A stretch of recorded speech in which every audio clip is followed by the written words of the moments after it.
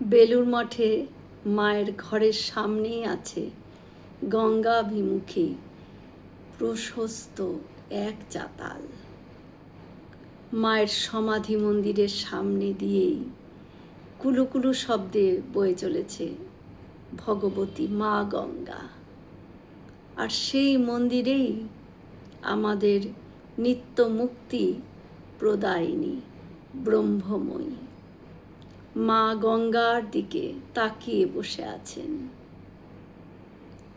হাতে মুক্তির চাবিকাঠি নিয়ে তার অগণিত সন্তানদের ভবসাগর পার করবার জন্য।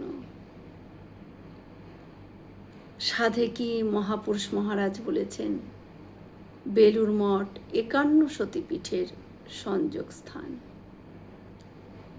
এ স্থানের মাহাত্ম্যই আলাদা। জয় মা শারদা।